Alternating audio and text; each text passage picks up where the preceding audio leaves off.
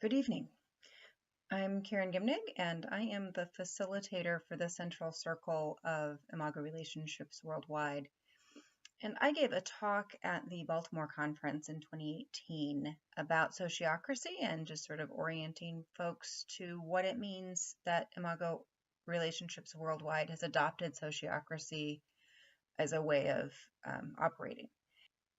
Seems like it would be useful to others to hear that talk, and so I am offering it this evening. I have been asked to talk to you about sociocracy. Hopefully, by now you know that sociocracy is an organizational structure for making decisions. Our global Imago organization is implementing sociocracy to help us work together more collaboratively, effectively, and efficiently.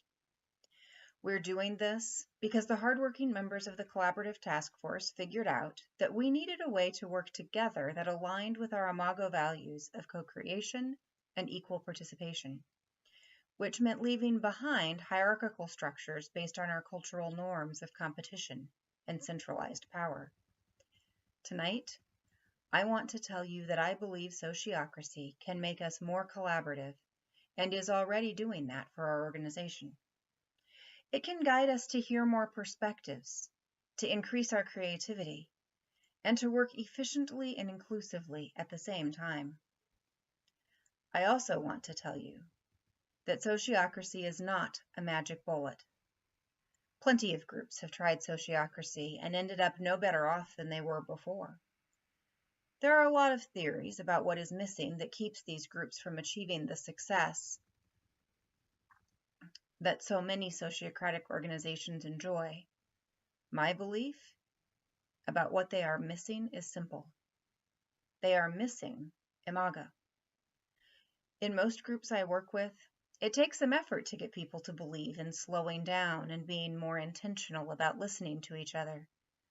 I talk about the triune brain and consciousness and hailstorms and turtles. Just like your workshop attendees, groups find the messages ring true, and they begin to see the power of Imago tools. In this room, I think I can skip all that and simply say that by definition, organizations are relationships. Of course they need Imago. They are multifaceted and complicated, with so much potential for things to get messy. And they are simply relationships, where everything that Harville and Helen have been teaching us for 30 years still applies. The challenge we face today as the worldwide organization of Imago is to do for each other within our organization what we do every day for our clients. Everyone in this room knows the profound power of deep listening. Imagine being in a business meeting, stuck in a hard place of disagreement, and saying to the person who opposes you, "You make sense to me because." Imagine hearing those words from them. Imagine a meeting in which the members track the energy in the room the way we do with our clients. When reactivity arrives in its first baby stage and conversation begins to veer off to the place where it is no longer about what it is about. Imagine if we all slow down, recenter, mirror, validate, and empathize. I've seen what happens in those meetings. Connection arrives, safety grows, and trust begins to take hold. I imagine that for most of you, the best part of your workday is when you witness this transformation in a couple.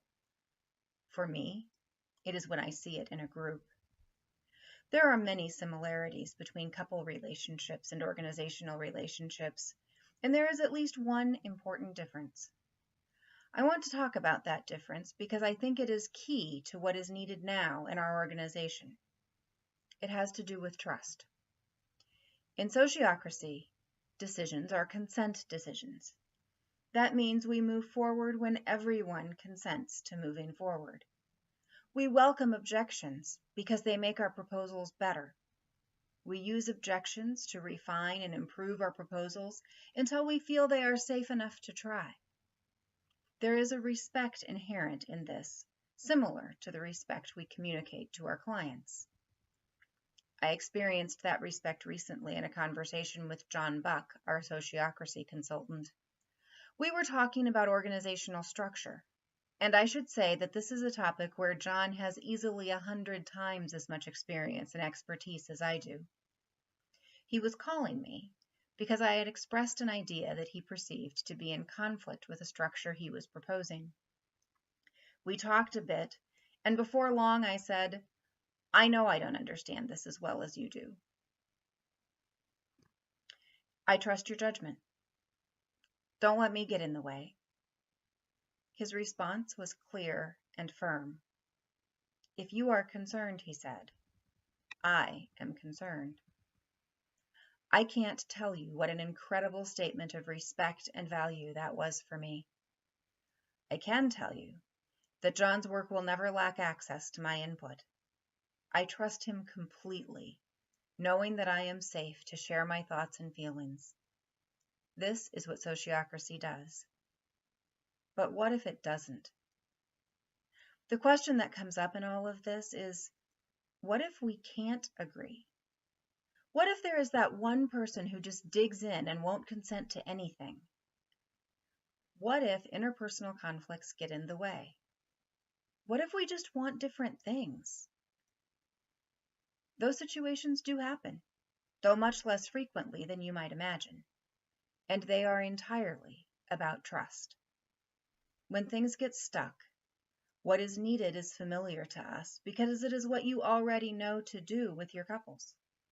We use the structures we have, in this case, both the relational structures of Imago and the organizational structures of sociocracy, to create a container with enough safety for trust to return. The trick is to understand that organizational trust is a little different than an intimate relationship trust.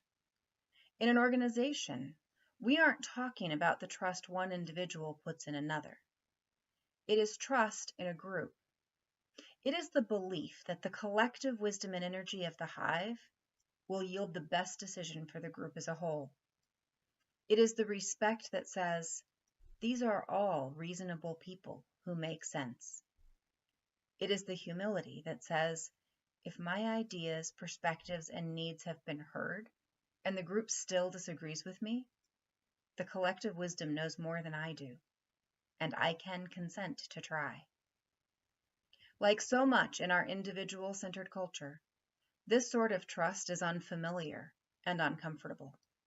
We are accustomed to competing for the power of influence. We expect to make decisions by majority vote, not quite noticing that what we are doing is creating winners and losers, when we could instead be creating better ideas and solutions. As Imago professionals, you already know about the substantial disparity between our cultural norms and the practices that support joyful relationships. Imago therapists and workshop presenters have been working for decades to help couples let go of negativity and competition and adopt practices that support consciousness and co-creation of their relationship goals. We help them create safe containers for the hurts, hopes, and fears where trust can be rebuilt and connection can thrive. We are achieving our mission. The world is becoming a better place as each relationship heals and grows. Our challenge is to do for our organization what we do for our clients.